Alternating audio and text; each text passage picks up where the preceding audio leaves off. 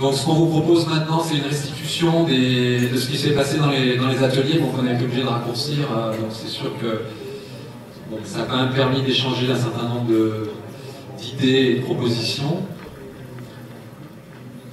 Dans l'atelier 1, il y avait, je crois, 3 sous-groupes, parce que vous étiez assez nombreux, et donc vous avez travaillé sur trois questionnements différents, d'après ce que je comprends. Dans l'atelier 3 où j'étais, on a partagé sur un certain nombre de mots-clés et de réflexions autour de tiers-lieux, de la créativité, de l'innovation, du lien entre les territoires, des entreprises, des universités.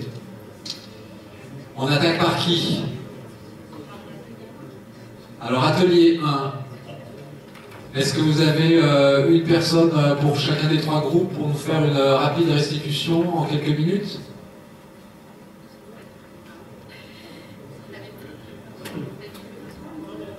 Donc, vous aviez un groupe, je crois, sur le modèle économique. Il y a 3 rapporteurs, normalement. Il y a effectivement une personne qui est plus dédiée sur le modèle économique, et le constat sur le modèle économique, c'est qu'il n'y a pas un modèle économique, mais il y a plein de modèles économiques qui sont adaptés au territoire, au projet qui émergent. Donc il y a un groupe de 7-8 personnes qui a échangé là-dessus, avec normalement un rapporteur que je remercie de venir, et merci beaucoup. Il y a un second groupe qui a travaillé plutôt sur l'hybridation de ces tiers-lieux, sur les différentes briques en termes d'offres qu'on peut y trouver, et en partant finalement des attentes des communautés locales. Et donc il y a un second rapporteur sur ce sujet. Et le troisième sujet, c'était l'humain et les relations humaines dans les modèles économiques. L'idée, c'était de dire, si on ne travaille pas sur la dimension humaine, au départ, si ce n'est pas la communauté de coworkers qui portent le projet, on a beau faire tous les modèles économiques sur les papiers qu'on veut, ça ne sera pas pérenne. Et donc voilà, il y a une personne, un rapporteur sur cette dimension humaine. Merci aux 3 rapporteurs, c'était impossible à la fois d'animer et de rapporter. Par rapport au modèle économique, on n'a rien découvert. Toutes les questions qu'on s'est posées, c'est ce qui marche de base, c'est quand c'est les personnes qui sont intéressées qui viennent voir des élus, et on peut faire quelque chose qui reste économiquement viable.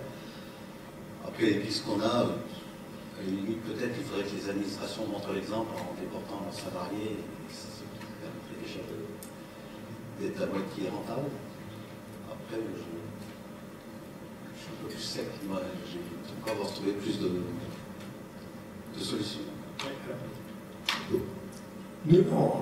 Pour les élus d'Auvergne, on avait fait une formation, en fait, où on a essayé de donner des clés pour créer, alors ce n'était pas des challenges, c'était des espaces de coworking pérennes. Vous retrouverez le livret de cette formation, il est accessible en open source sur le site internet de Coop Alternative. Si on essaie de faire une typologie des modèles économiques, le premier modèle qui, moi, me plaît le plus, c'est quand il y a des habitants d'un village, des habitants d'une collectivité locale qui en ont marre de travailler tout seuls chez eux, ou qui a un besoin identifié porté par des hommes et des femmes qui vont voir les élus en disant voilà, est-ce que vous ne pouvez pas nous aider à faire en sorte qu'on crée un tiers-lieu, un espace de coworking. Et c'est ce qui s'est passé à Saint-Étienne-de-Bourgogne. Et si vous allez sur le site internet de la mairie de Saint-Étienne-de-Bourgogne, vous verrez qu'on peut créer des modèles économiques pérennes quand il y a au départ ces hommes et ces femmes qui portent un projet. Le second modèle économique, c'est plutôt, et on en voit plein comme ça de plus en plus, des collectivités locales, des communautés de communes qui lancent des études parce qu'elles ont des bâtiments vides ou des projets dans les cartons. Et derrière, elles demandent à des cabinets de les aider à créer les conditions pour que ça marche et puis pour définir justement le modèle économique. Derrière, alors, dans les résultats de ces études, il y a vraiment à boire et à manger. C'est-à-dire qu'aujourd'hui, il y a une vraie mode de communauté de communes le coworking, on en parle beaucoup, les tiers-lieux.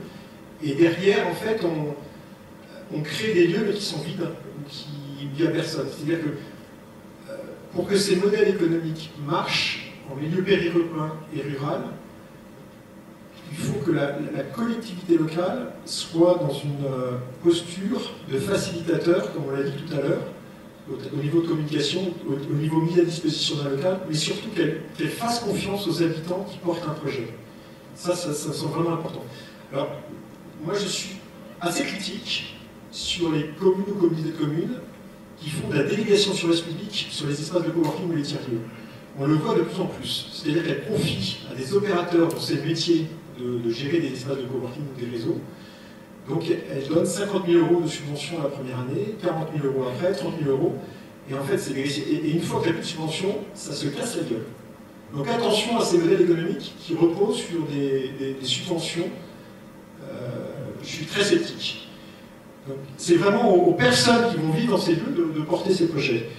Et le troisième type de modèle économique, on le voit surtout en centre-ville, là il y a plein d'opérateurs comme l'Accordé et d'autres, Colline, Cowork Grenoble, Grenoble, qui ont démontré qu'on arrive à créer des modèles économiques pérennes quand il y a une masse critique de coworkers. Donc, ma recommandation pour les élus et les collectivités locales, c'est d'accompagner plutôt les projets ou les porteurs de projets en milieu périurbain ou en milieu rural, mais dans une posture de facilitateur. Excellente transition, parce que je suis un élu du Mont-Bonnot et je peux vous confirmer qu'on n'a fait aucune étude, mais on a fait des choses quand même. Hein. Donc je crois déjà ce qu'on a dans notre petit groupe déjà dit en fait qu'il n'y a pas de solution universelle et qu'en fait c'est à chaque commune ou communauté de communes de découvrir la bonne solution. En fait, c'est vrai que j'ai pas besoin de parler de Mont-Bonnot parce qu'on essaie d'être un petit peu un endroit de créativité, d'innovation. On a eu d'autres exemples aussi de choses que peut faire une commune, lancer une commune. Et la première idée, c'est de dire, avant de se lancer tout de suite dans des espaces de coworking, c'est en quoi la commune ou la communauté de communes peut faciliter un certain nombre de choses pour qu'à terme, en fait, les gens viennent habiter dans votre commune, s'y sentent bien, et du coup, en fait, il y a tout un mouvement périphérique à faire. Alors que si on crée, par exemple, un coworking, un endroit où il n'y a absolument rien, où il y a, comme on disait, même pas de bistrot, en fait, donc je dirais, il faut aussi bien réfléchir déjà qu'est-ce qu'en fait la commune propose, qu'est-ce qu'elle peut proposer, qu'est-ce qu'elle peut investir, qu'est-ce qu'elle peut développer. Et donc là, on a donné quelques exemples donc, de la commune de Mont-Bonnot, parce que je suis à l'élu de Mont-Bonnot, j'ai parlé de...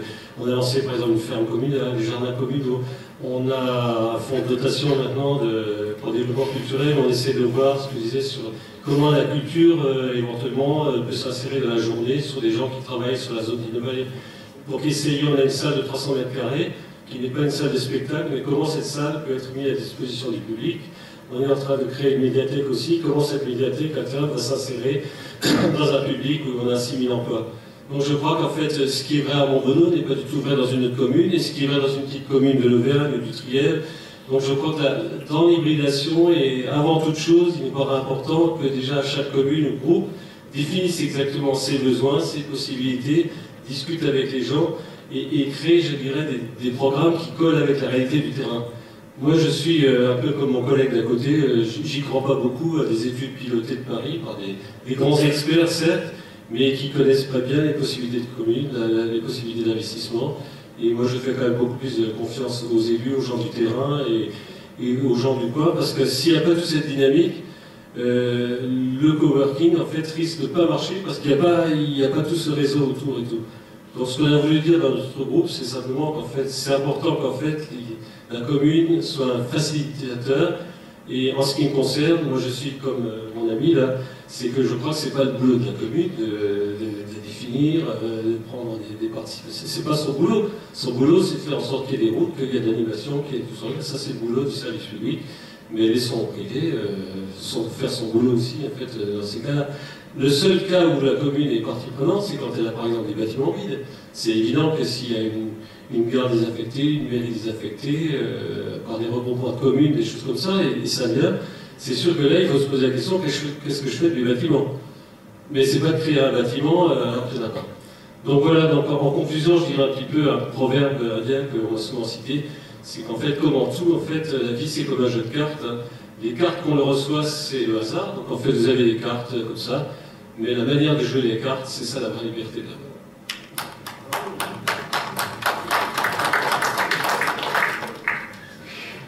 finalement, vous avez tous parlé que d'humains, le groupe 1 et le groupe 2.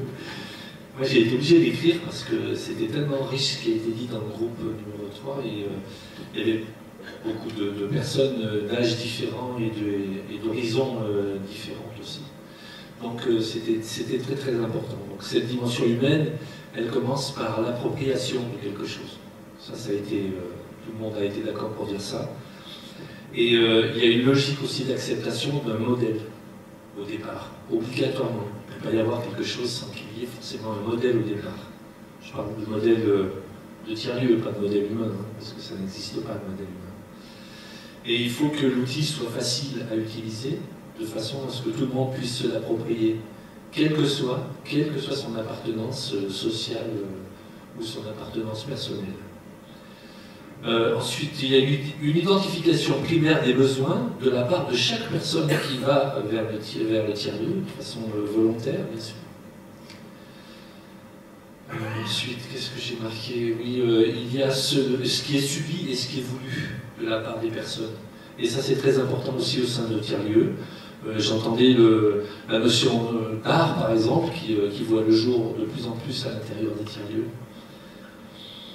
Une dimension humaine aussi très très importante grâce à l'externalité, au fait qu'il y ait une externalité dans les tiers-lieux. La capacité de travailler n'importe où, la capacité de faire son boulot n'importe où, pas seulement dans un endroit ou dans un autre, mais cette capacité qu'on a en tant qu'être humain de transformer les endroits dans lesquels on va se trouver, on va y apporter notre travail, et c'est ça qui va être très important. C'est-à-dire que quel que soit le lieu ou le tiers-lieu dans lequel on se trouve, on a une capacité à travailler, et c'est là qu'elle va se développer, justement dans le tiers-lieu. Donc c'est un grand choix au niveau humain, c'est un vrai choix humain de lieu.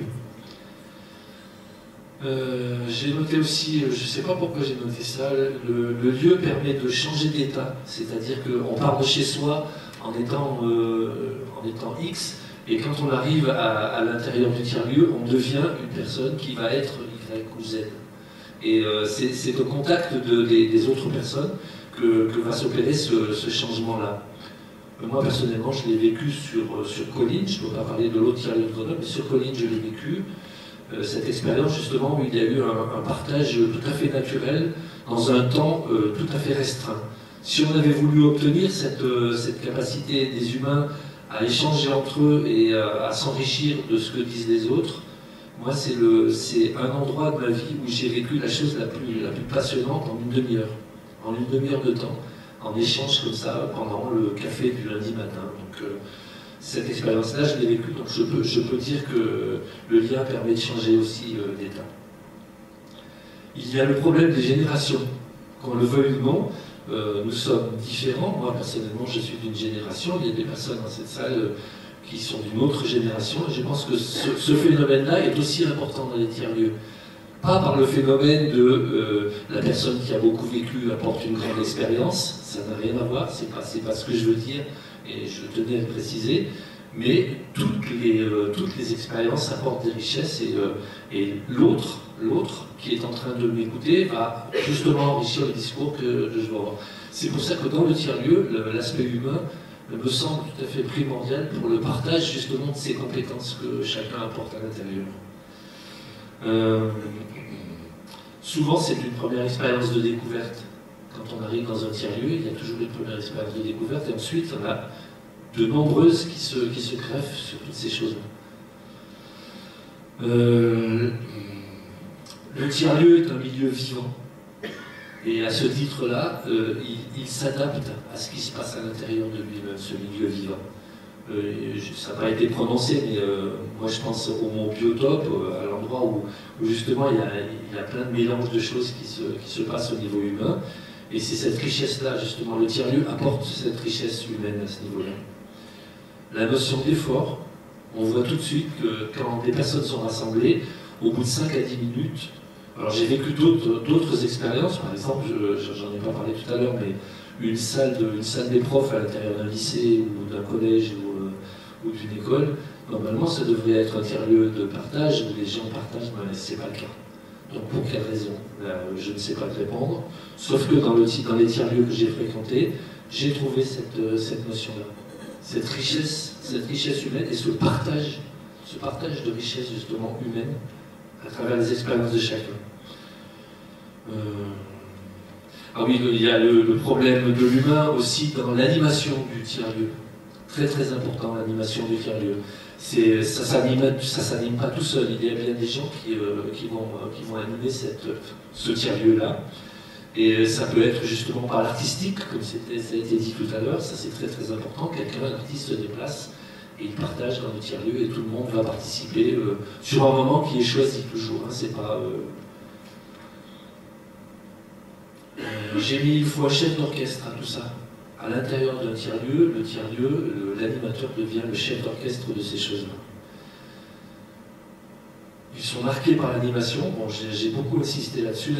L'animateur a du sens dans un espace de coworking, mais dans un tiers-lieu rural, l'animateur peut vite se transformer en concierge. C'est celui qui apporte, qui ouvre les portes, qui ferme les portes. Et ça, c'est quelque chose qu'il faut travailler au niveau humain. Et c'est une grosse différence qu'il y a entre le tiers-lieu urbain et le tiers-lieu dans la campagne.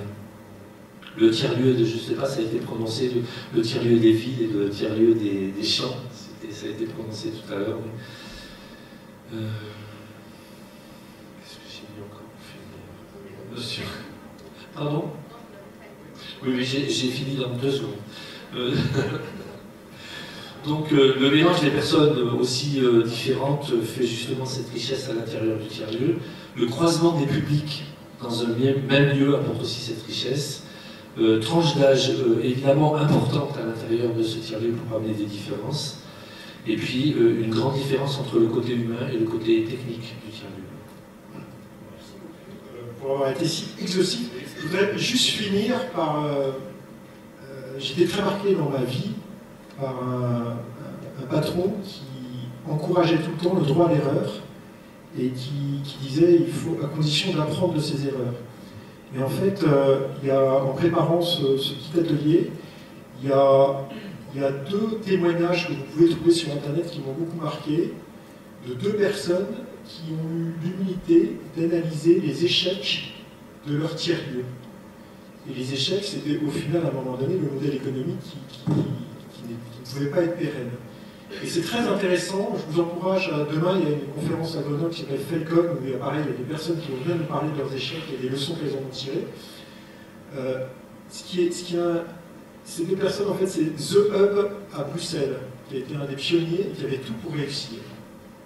Et en fait, on voit que dans l'analyse qu'ils font des raisons de l'échec, il y a le fait qu'à un moment donné, les pilotes du projet The Hub étaient complètement déconnectés de la réalité de la communauté, de ce qui se vivait dans cet espace, et c'est eux qui prenaient toutes les décisions en fait. Et ils avaient beau avoir une communauté de 150-300 personnes, à un moment donné, quand le réseau Wi-Fi était planté pendant 3 jours, et quand ils ne s'intéressaient pas, ils n'étaient pas assez proches en fait. Donc il faut vraiment dans la gouvernance avoir une proximité. Le second échec analysé, c'est Julie Pouliquin et Michael Schwartz avec l'accordé à côté dans le Beaujolais, où pareil, ils analysent les causes de l'échec, et en fait, on voit qu'il y a à la fois des côtés techniques comme la localisation du tiers-lieu, qui est dans un endroit où il y a le parking, on ne peut pas se garer, et on se gare, et ça coûte cher de laisser stationner son véhicule, c'est tout con, mais c'est des causes d'échec. Et puis il y a aussi le fait qu'ils n'ont pas réussi à s'intégrer à l'écosystème local de l'entrepreneuriat, de la mairie, de la CCI, etc. Et ça, c'est hyper important dans les projets de réussir à s'intégrer dans cet écosystème local. Et le troisième truc, c'est pour que ça marche, et bravo d'avoir choisi ce thème de la relation humaine, partez de ces communautés d'hommes et de femmes qui ont un désir commun d'échanger et voilà. Merci en tout cas aux 3 rapporteurs. Merci, bravo. L'atelier 2, alors, je ne sais pas qui restitue.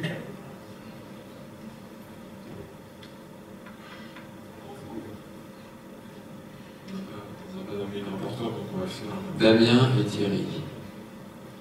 Alors, on a travaillé ensemble et réfléchir le groupe sur 2 propositions. L'idée, c'était de commencer à regarder un petit peu les choses autour de deux aménagements, deux aménagements de bâtiments complètement différents et de voir qu'est-ce que ça nous posait comme question. D'accord, de se dire, ok, on a parlé des lieux, ben, si on va du côté de la conception des lieux et si on rentre dans le côté pratique, quel est l'implicite quand vous rencontrez un lieu, à quoi vous pensez pour l'évaluer? Donc on avait deux propositions, une proposition en forme de A, une proposition sur un bâtiment rectangulaire, pardon, ouais, et ça c'est la partie du A. Et on essayait de se poser la question dans le groupe de savoir comment est-ce qu'on perçoit les plans, qu'est-ce qu'on en comprend, qu'est-ce que ça veut dire qu'on s'est posé éventuellement comme question sur l'espace, c'est-à-dire qu'ils étaient vides, mais ils ne sont pas habités, on ne les a pas achetés, mais quand on va aller chercher un lieu, il va falloir qu'on se pose des questions par rapport à ces différents critères. Donc là, dans les questions qui sont sorties, tout de suite vient les histoires de... Et puis Thierry vous présentera ce qui est à l'écran derrière. Combien je veux mettre de personnes? Le truc tout bête. Hein, combien de personnes? C'est quoi les accès? Est-ce que j'ai de l'éclairage? J'ai pas de l'éclairage? Comment j'évalue la qualité de l'éclairage? Très souvent, en fait, on prend comme données les critères du bâtiment, mais on ne les évalue pas. Donc, qu'est-ce que vous avez, vous, comme information sur la qualité d'un bâtiment? C'est quoi un bon bâtiment? Travailler dans un bureau aujourd'hui, correctement, du point de vue physiologique, par exemple, c'est quoi? Est-ce qu'il faut que je sois éclairé? Est-ce qu'il faut que je sois bien chauffé? Pour moi, c'est clairement ça. Donc là, dans le groupe, enfin, vous direz, hein, mais, si je raconte des bêtises, mais on voit bien que le plan, ben, on l'évalue d'une façon très très différente par rapport à nos expériences personnelles. C'est comment est-ce qu'on se projette sur le plan, comment on le comprend, qu'est-ce que ça veut dire, comment est-ce que je suis capable de calculer, est-ce que j'ai des ratios en tête. On avait quelqu'un dans le groupe qui avait déjà eu plusieurs expériences d'aménagement, mais il avait des idées très différentes dans la façon de se confronter à la réalité de l'aménagement. Est-ce que vous en avez déjà fait plusieurs fois? Est-ce que vous en avez jamais fait? Est-ce que le lieu vous est donné? Est-ce qu'il vous est imposé? Est-ce que c'est une restructuration? Est-ce que c'est un bâtiment que vous réhabilitez? Est-ce que c'est un vieux bâtiment, un nouveau bâtiment? Ça va jouer sur des critères que vous n'imaginez pas, mais qui peuvent être le chauffage, qui peuvent être la consommation électrique, qui vont créer du confort ou de l'inconfort pour vos habitants. Donc il y a tout un paquet autour de ça. Ce qui est intéressant aussi, c'est la manière d'appréhender en fait de chacun le type de plan. On voit bien que sur un plan carré, globalement, l'impression générale qu'on a toujours, c'est de dire que le plan rectangulaire, ben, c'est lui qui est beaucoup plus rationnel que celui-là. Celui-là, on sent qu'on va avoir du mal à l'aménager, on fait un peu tordu, il y a des angles, des choses comme ça, et on se dit ça va forcément un peu moins bien marcher, avant d'analyser clairement les critères qu'on met en place.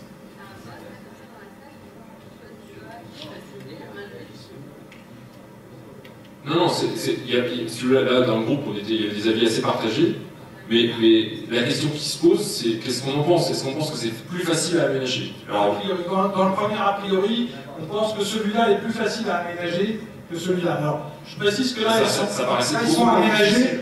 Ils sont aménagés, on avait des plans blancs, hein, on n'avait pas d'aménagement. Donc l'idée, c'était vraiment de travailler sur qu'est-ce qu'on va faire avec ça et quels sont les critères qu'on va mettre en œuvre pour déterminer les choses. A priori, ça paraissait plus simple. Ça ne veut pas dire que tu l'aimais ou que tu ne l'aimais pas, mais en tout cas, il paraissait plus simple.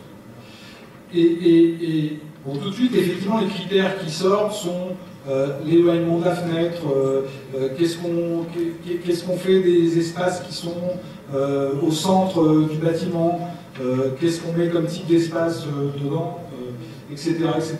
On avait la question des accès, la question des structures du bâtiment, à quel endroit sont les coteaux, voilà. Donc ça, c'est toutes les choses qui sont arrivées petit à petit.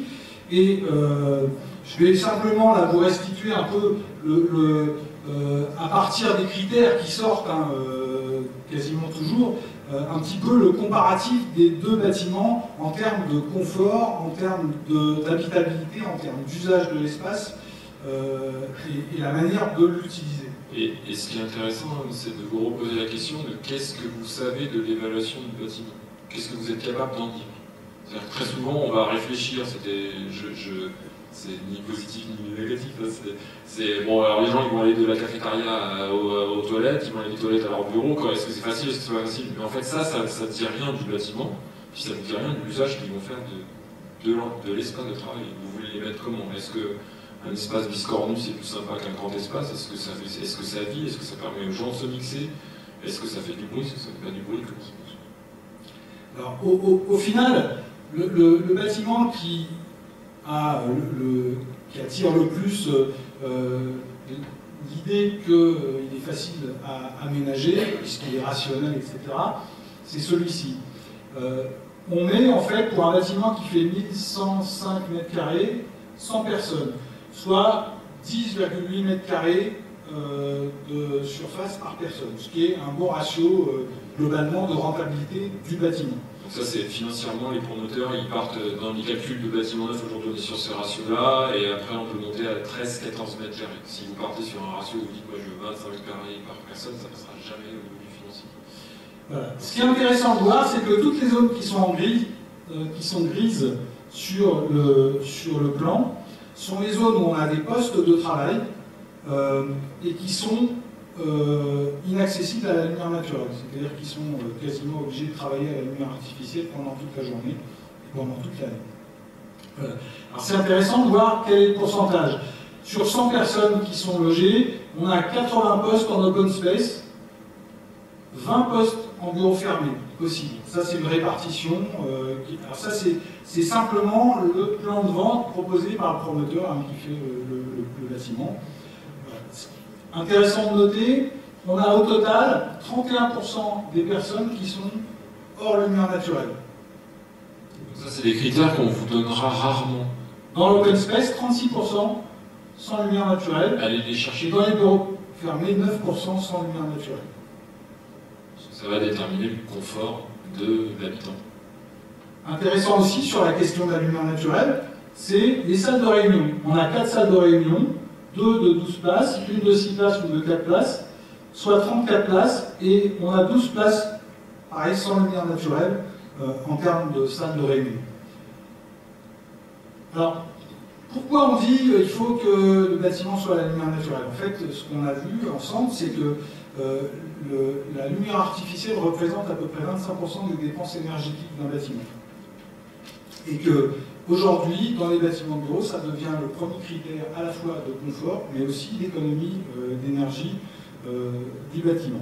Ça c'est une source positive. C'est-à-dire jusqu'à maintenant, c'était la discussion qu'on a eue dans le groupe, et jusqu'à maintenant les architectes et donc les promoteurs et donc les architectes réfléchissaient par rapport au coût du chauffage, de la clim. Ce coût-là est maîtrisé par les nouveaux bâtiments, qui sont de plus en plus passifs, et donc maintenant ce qui va devenir un enjeu économique, c'est l'éclairage, et donc on va avoir des bâtiments qui vont avoir de plus en plus d'accès à la lumière naturelle, ce qui est très bien, parce que ça devient un enjeu économique. Voilà. En battant en brèche des idées un peu reçues qui sont que les salles de réunion peuvent être au milieu des espaces, donc sans lumière naturelle, etc., etc. Il en est de même aussi pour les circulations verticales, à savoir que dans la question de l'usage des escaliers, par exemple, les escaliers sont beaucoup moins utilisés quand ils ne sont pas à la lumière naturelle par des personnes. Alors ce qui est intéressant, c'est de faire la différence par rapport à au deuxième plan, qui a l'air un peu plus je ne sais pas comment le qualifier, tordu, biscornu. Et en fait, on s'aperçoit que pour le rendement de l'espace, on a 109 personnes pour 1230 m², soit 11,3 m² par personne. Donc on est dans les 11 m², donc on répond aux critères effectivement d'habitabilité, enfin de rentabilité plutôt de l'espace. Et on a 68%, et pas 80% pour mettre les 109 personnes, on a 68% des postes qui sont en open space. À remarquer quand même que c'est toujours des petits open space qui font 8 personnes maximum, et on a 32% en bureau fermé. En revanche, on a 100% des personnes, des postes qui sont à la lumière naturelle, on a 100% des salles de réunion à la lumière naturelle, et 100% des circulations verticales qui sont à la lumière naturelle. Voilà. Ça, c'est pour le confort. Sur les salles de réunion, toutes les salles de réunion sont à la lumière naturelle, et on a encore, même quand on est proche des fenêtres, on a encore des grandes circulations qui font à peu près 2,40 m au milieu du bâtiment, qui permettent de circuler facilement, largement entre les postes. Alors ce qui est intéressant de regarder à travers cet exemple-là, c'est que c'est intéressant de voir que ce qui paraît le plus rationnel, finalement au regard de critères multiples, de paramètres multiples, qui sont des interactions entre des usages, des conforts, des qualités de lumière, etc. Finalement, l'objet qui paraît le plus complexe répond la plupart du temps le mieux. Pour terminer, pardon, excuse-moi. Ça veut dire que quand vous avez un espace, il va falloir que vous l'analysiez, que vous le regardiez différemment. C'est ça le but de l'atelier, c'est d'arriver à se dire bon, qu'est-ce qu'on voit pas, et qu'est-ce que ça peut nous poser comme question pour nous permettre de mieux regarder les choses. Vous allez accueillir des gens qui vont travailler principalement sur informatique toute la journée, ils travaillent longtemps, il faut qu'ils soient bien éclairés, il faut qu'ils soient dans un confort thermique agréable, et il faut qu'ils puissent se concentrer. Se concentrer, ça veut dire qu'il n'y a pas de bruit. Pas avoir de bruit dans un endroit où on met des humains qui parlent ensemble, c'est compliqué. Donc ça veut dire qu'il y a une attention particulière à porter à ça, et il y a une attention particulière à porter à la qualité des différents espaces, et d'avoir des espaces qui peuvent vivre les uns avec les autres, et des endroits où je peux être un peu au calme, des endroits où je peux être un peu mixé, des endroits où je vais accepter de bavarder, et celui qui aime bien bosser à la cafette, ça ne lui posera pas de problème, ce qu'on disait, mais il ne faut pas que tout le monde soit dans la cafette. Donc ça veut dire qu'il faut que vous ayez des critères de qualification de la qualité de vos espaces. Parce que si vous ne vous posez pas cette question-là, ça veut dire que vous partiriez du principe que le plan rectangulaire et le plan en A sont équivalents. Or, ils ne le sont pas. N'importe quel local que vous prendrez n'est pas équivalent à un autre. Donc il faut que vous soyez capable d'évaluer la qualité de ce local par rapport à la mission que vous allez lui confier, qui est d'accueillir des gens différents. Donc il faut qu'on ait écouté. Quand on interviewe des coworkers dans plein d'espaces de coworking, le bruit devient un problème numéro 1 communauté. Et en relate, on a la chance d'avoir une entreprise qui s'appelle Marmonnier, qui conçoit des solutions qui sont incroyables, qui sont hyper innovantes. Mais souvent, pour moi, c'est que on considère que tous les bureaux sont égaux. Mais c'est pas vrai. On considère que tous les éclairages sont égaux. C'est pas vrai non plus. On considère que tous les systèmes de chauffage sont égaux. Et ça, il faut les évaluer. Si on dit qu'il y a 80% des emplois qui sont dans les bureaux aujourd'hui, quand on évalue un poste de travail sur une machine mécanique avant, je ne vois pas pourquoi on n'évaluerait pas un poste de travail dans un espace informatique. Juste pour terminer, ce qui était intéressant, c'est qu'il y a une question qui avait été posée sur la question économique, où on nous dit, oui d'accord, mais ça va coûter beaucoup moins cher, effectivement, que ça, parce que c'est plus tordu, etc. Alors, effectivement, dans la réalité, on a, ramené au même ratio de surface, on a ici 8% de façade supplémentaire, en plus, ce qui permet d'avoir un meilleur éclairage naturel de l'ensemble des locaux. Mais vous remarquerez que toutes les façades qui sont est-ouest, c'est-à-dire les pignons, sont des façades qui sont pleines et non vitrées. Sur l'autre bâtiment, compte tenu de son épaisseur, on est obligé de vitrer l'ensemble pour avoir le minimum de lumière possible, qui n'est encore pas suffisant pour aller chercher la lumière au centre.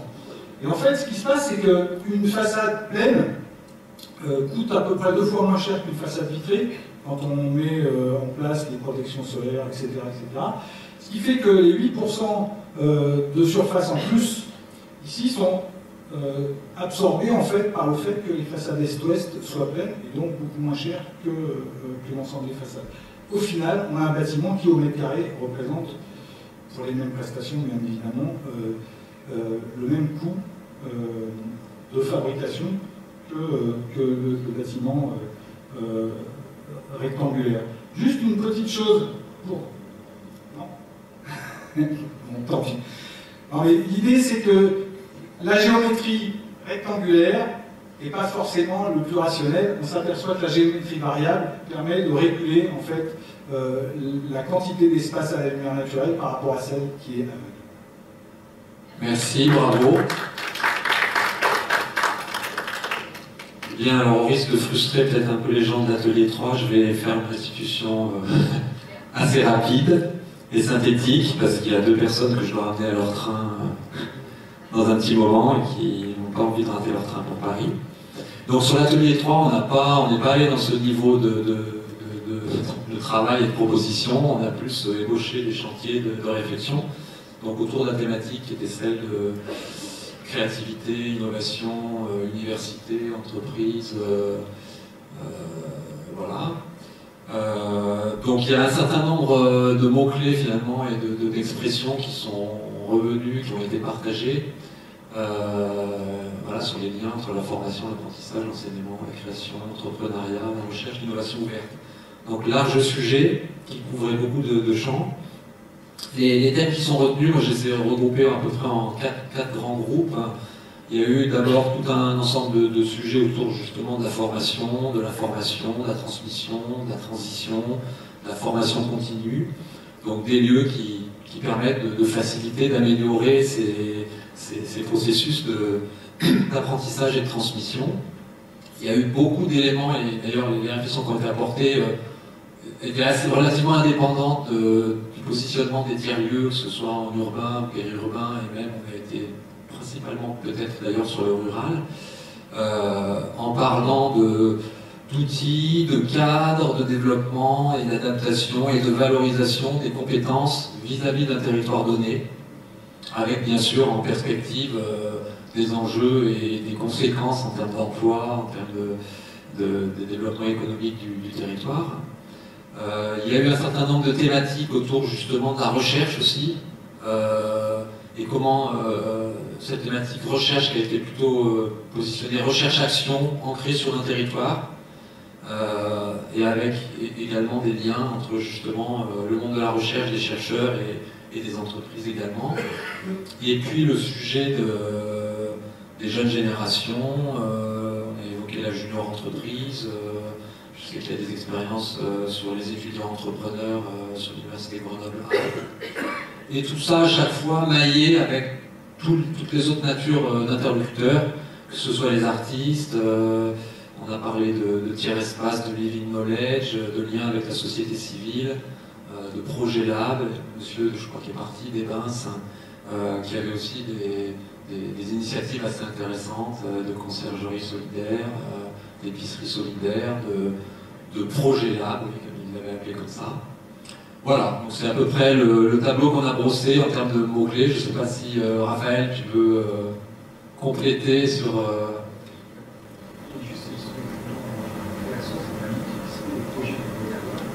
Proposer justement ces projets, ce tirage comme des plateformes d'expérimentation. Vous avez des connaissances de chercheurs pour expérimenter l'architecture, l'agriculture. Voilà, donc un besoin de mettre en lien l'expérimentation qui se passe dans les territoires et avec les personnes qui en sont à l'initiative, et effectivement le monde de la recherche qui peut apporter des éléments de conceptualisation et de...